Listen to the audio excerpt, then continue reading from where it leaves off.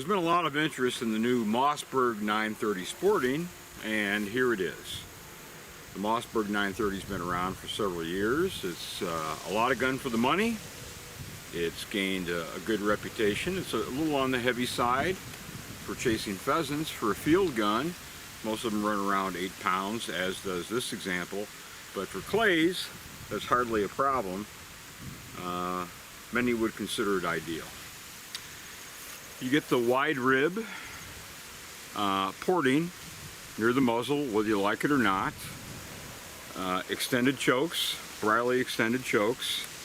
A little additional receiver treatment, Cerakote on both sides.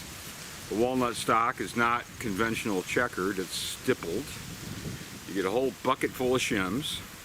As far as the stock design, Gil and Vicky Ash worked in conjunction with Mossberg with this shotgun. And the comb is thinner than you might be accustomed to on a lot of guns, particularly some Italian guns. And the thick comb can be a problem. Gil Ash feels it is.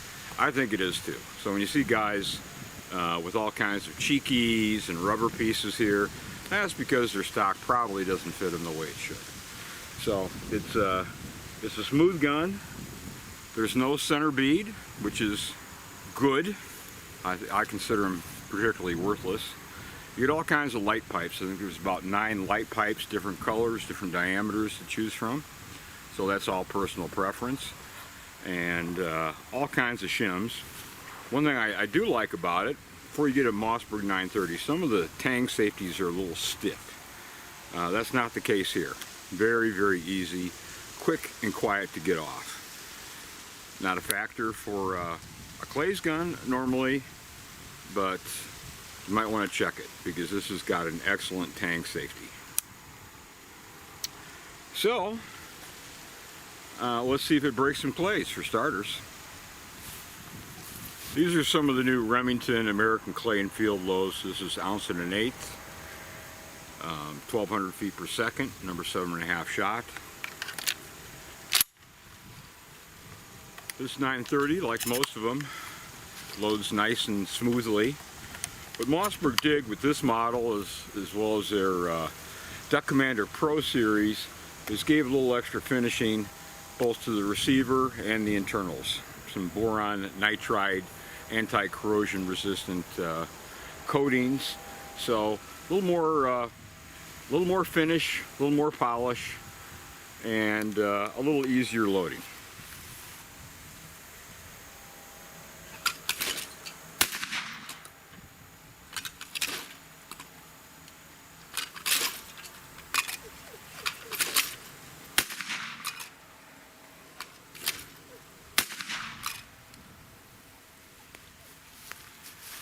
As you can imagine, when we're talking about roughly an 8-pound gas-operated shotgun like this, there just isn't much going on as far as recoil.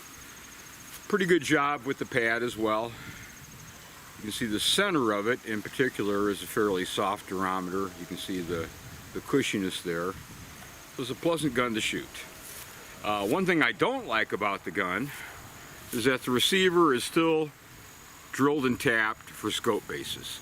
Something that you absolutely just wouldn't use to break a clay pigeon or to shoot a dove. Makes no sense at all. I think it's a cosmetic oversight. It just doesn't look that good to me at all. You be the judge on that, but there's just no reason to do that. Mossberg could leave this off and could get rid of the porting, and I think they'd have generally a more desirable gun.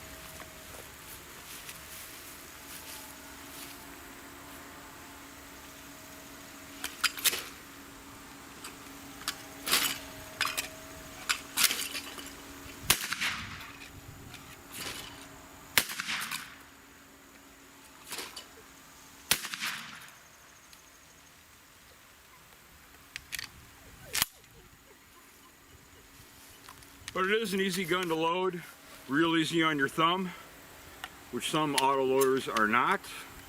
I like the safety. Nice and quiet, generous, easy to get off with the thumb. Would be easy to get off with a gloved hand too if you use this in the winter time or for hunting. There's no reason why you can't actually, because it's a 3-inch chambered gun.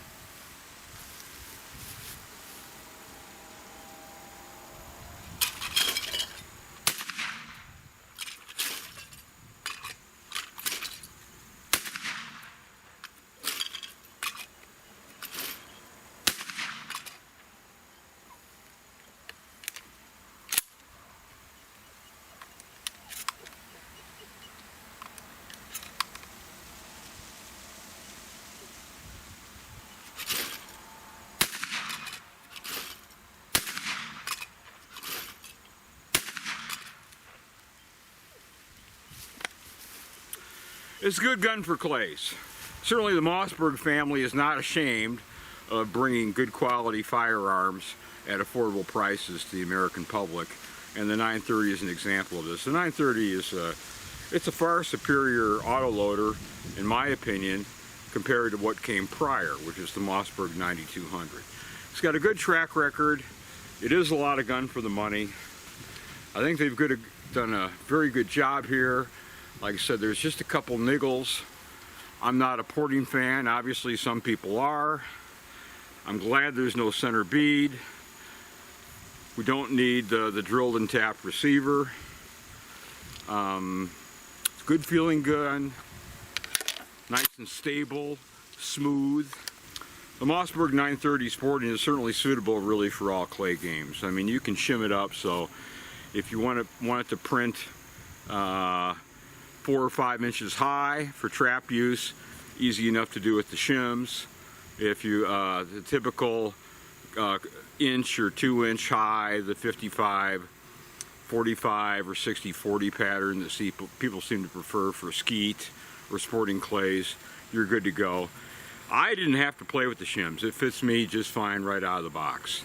It's a 28-inch barrel. Of course, you've got an inch and a quarter of choke there. On this gun, I don't think you'd want a longer barrel because it's smooth and stable. It's not a jerky gun. It's a smooth swinger. Let me throw a couple holes at the camera. You can get an idea. There's no problem with feeding or ejection.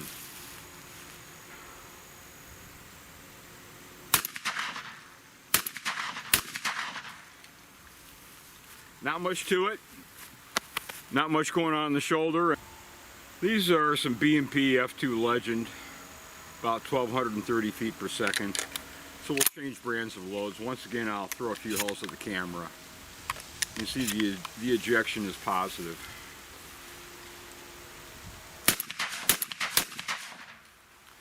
So that's a good 7-8 foot ejection.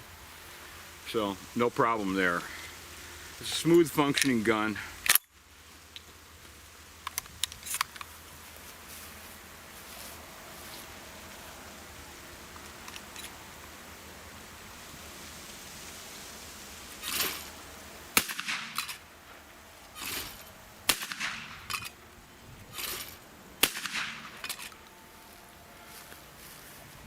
Real easy gun to hit with, easy on the shoulder, easy on the wallet comparatively. You can spend a lot more for an autoloader, but not a bad choice. Not a bad choice at all.